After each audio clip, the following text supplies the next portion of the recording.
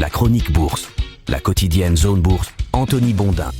Bonjour à toutes et à tous et bienvenue dans ce point de marché Zone Bourse du jeudi 11 décembre 2025. Le titre du jour c'est Oracle plombe la Fed Fiesta. La Banque centrale américaine s'est positionnée hier soir à peu près là où elle était attendue par le marché. La réaction primaire ça a été un soulagement, même si le tableau dépeint par les banquiers centraux laisse en suspens pas mal de questions pour 2026. Juste après, Oracle a gâché la fête en apportant de l'eau au moulin de ceux qui pensent que la thématique de l'IA est en surchauffe en bourse. On va développer tout ça ce matin. La Fed a donc abaissé ses taux de 25 points de base pour les ramener dans la fourchette 3,50 à 3,75%. Dans son discours, le président de l'institution a jugé cette décision équilibrée. Elle répond aux préoccupations récentes sur le marché de l'emploi sans obérer la capacité de la Banque centrale à agir dans l'éventualité où des déséquilibres émergeraient des prochaines statistiques à venir. Jérôme Powell a beaucoup insisté sur le positionnement adéquat de la Fed actuellement, en parallèle d'un relèvement de la prévision de croissance 2026 des États-Unis et aussi d'anticipation relativement prudente des membres du comité de politique monétaire sur la poursuite de l'assouplissement. Le marché a tiré une conclusion de ces trois clés d'entrée. La Banque centrale américaine ne devrait réduire ses taux qu'une seule fois l'année prochaine. Comme la Fed est précisément à l'endroit où le marché l'attendait, ça a fait retomber la légère pression qui pesait sur les indices récemment. La Fed qui a en outre répondu à l'attention palpable sur la liquidité en déployant un programme flexible d'achat de bons du trésor que certains économistes apparentent déjà à un mini programme d'assouplissement quantitatif, un terme que les financiers adorent. Par conséquent, à Wall Street, le S&P 500 a gagné 0,7% après une accélération pendant la conférence de presse de Powell. Le marché des actions a donc eu les éléments de réassurance qu'il appelait de ses vœux dernièrement. Le dollar, lui, il a reculé mais modérément, signe que cette baisse de taux est perçue comme relativement restrictive.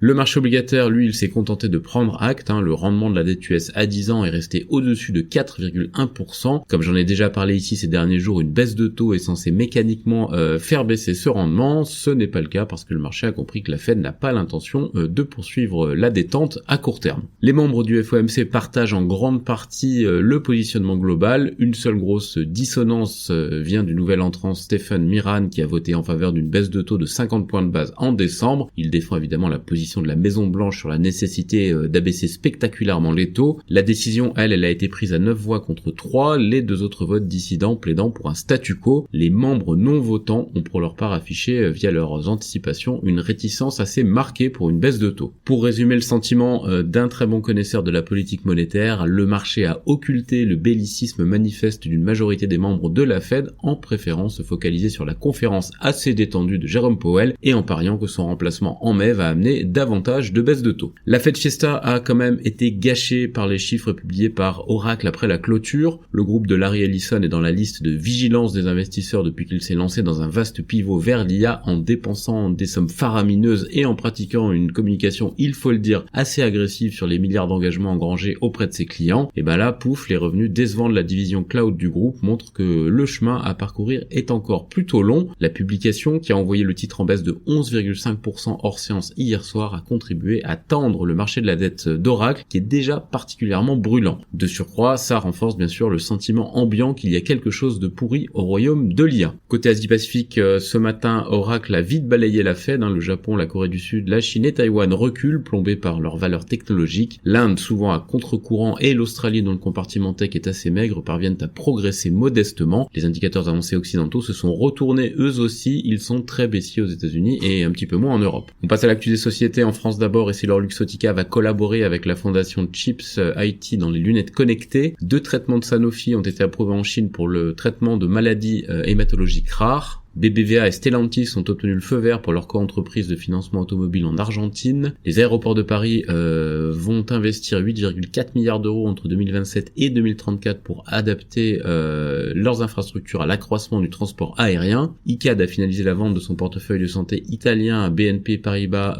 pour 173 millions d'euros. Valneva annonce des résultats positifs pour son vaccin contre le chikungunya chez les enfants lors de la phase 2 de ses essais cliniques. Exosens et Theon remportent un contrat historique numérique, intégrant 200 000 tubes Exosense pour une valeur totale d'environ 500 millions d'euros. Argan va racheter 100 000 m² d'entrepôts loués à Ferrero et à Puma. Nexity signe un accord avec GSE pour adresser le marché des centres de données. Mersenne réorganise sa direction. On a pas mal d'actu du côté des mid-cap, notamment Antin, EuroAPI, Claranova, Forsy Power, Rocktool, Dolphin, Genfit ou encore Predilife. Sur l'agenda des publications en France, groupe LDLC, Inelec et Milibou. Ailleurs en Europe, BP et Chevron sont en tête des enchères lors de la première vente de droits pétroliers et gaziers dans le golfe du Mexique sous l'ère Trump. Munich Re devrait dépasser ses objectifs 2025. Les mesures de réduction des coûts prises par Porsche mettent en péril des emplois au siège allemand selon le FT. Eni va présenter son plan stratégique 2029 le 19 mars prochain. Brunello Cucinelli prévoit une augmentation de son chiffre d'affaires cette année à taux de change constant comprise entre 11 et 12%. SGS annonce que son président quittera ses fonctions en 2026. DEM remporte des contrats pour le parc éolien offshore BC Wind en Pologne et Basilea et Farbio développent un nouvel antibiotique. Sur l'agenda des résultats européens aujourd'hui, LPP, Carl Zeiss et Schott Pharma. Côté Amérique du Nord, Oracle s'effondre donc de 11,5% hors séance après ses résultats trimestriels. Adobe et Chewy réagissent mollement au leur. Pfizer va supprimer des centaines d'emplois en Suisse afin de réduire ses coûts selon Bloomberg. Donald Trump affirme qu'il s'opposera à un accord impliquant Warner Bros si CNN n'en faisait pas partie, ce qui complique l'offre de Netflix. Et Coca-Cola prépare le départ de son PDG